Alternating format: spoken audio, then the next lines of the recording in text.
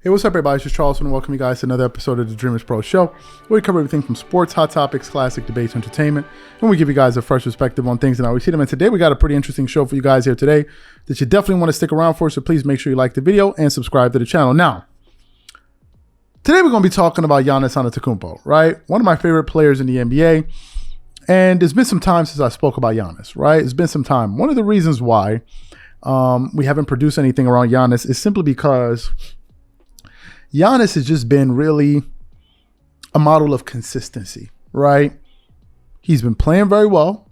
His team is kind of flying under the radar. They're still respected as one of the teams that are a legitimate threat to come out of the Eastern Conference, but he's been playing very well. His team is cruising along, and most importantly, Giannis doesn't make headlines. The only time Giannis makes headlines is for his dad jokes and stuff like that, you know, just being a goofball, right? Just having fun, right? Which is good, because Giannis is one of these guys that works extremely hard. So there's nothing wrong with letting your hair back and just kind of enjoying yourself from time to time. And because of that, I myself hasn't been really paying much attention to him. But as y'all know, just yesterday, the Milwaukee Bucks played against the New Orleans Pelicans, right?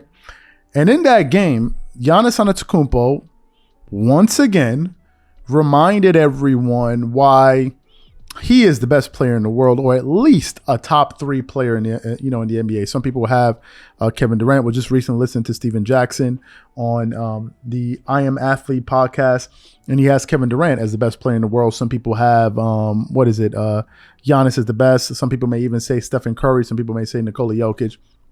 It really all comes down to your to your preference. But yesterday, Giannis went out there again and had another beast mode performance, right? And he scored 50 points in that game.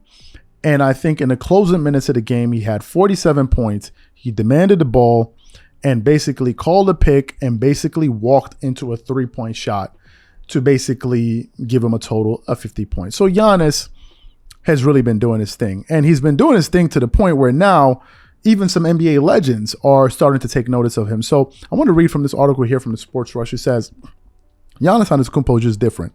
Keep going, GOAT. Magic Johnson, Mayarn, and NBA Twitter laud Bucks MVP for his 50-point performance in 30 minutes. Giannis Antetokounmpo is leaving no room for argument that he is the most dominant force among the top MVP candidates like Nikola Jokic, Joel Embiid, and Jason Tatum. While Embiid made his point against the Joker on Saturday, Giannis made his by putting up 50 points in 30 minutes against the New Orleans Pelicans. Well, it helped that the Pelicans were without Brandon Ingram, CJ McCollum, and Zion Williamson, but still putting up 50 points, 13 rebounds, 4 assists against a 26-24 team in just half an hour game time is just mind-boggling. It then caused some people to take to Twitter, and Irving Magic Johnson said, Giannis Antetokounmpo dropped 50 points against the Pelicans. He's playing like he's on a mission to bring another championship to Milwaukee and win his 3rd league MVP. That is what Magic Johnson had to say about Giannis. Now, if we think about Irvin Magic Johnson, there's no doubt in anyone's mind that Magic Johnson is on most people's top 5s of all time, right? So we're talking about the greatest point guard to ever play the sport. He's the one heaping this type of praise on Giannis. Let's just look at Giannis's numbers at a glance this season. This season, think about this. Giannis Antetokounmpo is averaging a career high in points with 31.7 points per game in 33 minutes a game. He's shooting 53% from the field, 27% from 3, 64% from the free throw line, which is down, but he's getting you 12 rebounds a game. His rebounding is up, getting you 5.3 assists. Turnovers are up a little bit, and he's getting you 0.8 steals and 0.1 blocks. Those numbers are down a little bit. But what's important is that his team is winning. The Milwaukee Bucks, as we currently speak, is a 3rd seed in the Eastern Conference, and I think they started the season without Chris Middleton in certain points, and they're 7-3 out of their last 10 games. And I think what we're starting to see, because it seems like because Giannis won the MVP, 2 times, it seems like we're trying to now, pass it around to someone else. Let somebody else win, right? Giannis has already won this award. Let's give it to somebody else. Let somebody else have a crack at it. And I understand that, right? But it looks like Nikola Jokic is also on his way to winning his consecutive MVP. And also, the dominance of Giannis and Joel Embiid and Nikola Jokic and Luka Doncic should really be an eye-opener to tell you where the league is right now. The NBA right now is being dominated by international talent. The last, 4 MVP awards went to foreign players. Giannis, Nikola Jokic. Even again this year, who are the top 3 frontrunners apart from Jason Tatum? Giannis Antetokounmpo, Nikola Jokic, and Joel Embiid. And then, of course, you have Luka Doncic up there, who was one of the favorites coming into this season. And it just shows you where the game is going and how the game is evolving, which is a beautiful thing because now globalization is taking part in the NBA and now it's becoming more competitive. So when you have players competing for those positions, those teams, 350 spots, 350, maybe 400 players in the NBA. When you now open it to a global pool, you now make the players that are currently sitting in those seats, you make them value it more. Players like Ben Simmons, right? Players like Ben Simmons. Maybe there's another guy somewhere in the world with that level of talent, those type of physical attributes, but maybe he's a guy that's going to maximize his opportunity, and maybe he would deserve to be in the position that Ben Simmons is in.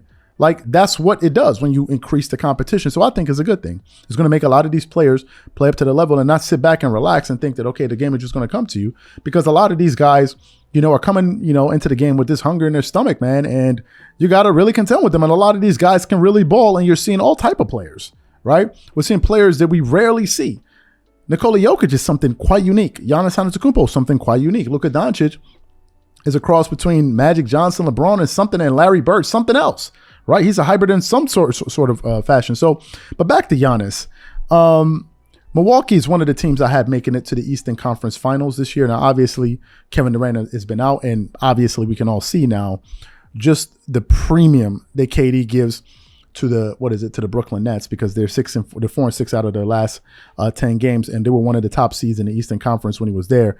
The moment he goes down, all of a sudden they begin to plummet down the standings. So, in my opinion, I have, the Brooklyn Nets and the Milwaukee Bucks in the Eastern Conference Finals. That was my early season pick. That's what I came into the season with. And I think Giannis and these guys are just going to fly under the radar. He's still showing you what he got. And when it comes playoff times, we're going to see the best of the best. And I think you can expect to see Giannis to be one of those people making the most noise. I think the 3 players you need to look out for in the Eastern Conference this year are the following. Joel Embiid. If Doc Rivers and James Harden, these guys don't mess it up, he's going to be a force to contend with. Giannis Antetokounmpo, you saw what he was able to do against the Boston Celtics that eventually made it to the NBA Finals without Chris Middleton. You saw how he was able to actually dominate on that offense that was being coached by Ime Udoka better than Kevin Durant and Kyrie Irving for a guy that has no skill. You saw what he did. And then, of course, you're going to have KD, right? Kevin Durant is going to have something to prove, too. So these are going to be the 3 best players, and I think these guys are going to make it extremely entertaining in the Eastern Conference playoffs. So these are my thoughts and opinions. What I want to know from you guys is, number one, what do you think about what Magic Johnson had to say? What do you think about some of the points we had to make? Whatever you guys think, leave your thoughts in the comment section. We catch you on the next show. Peace.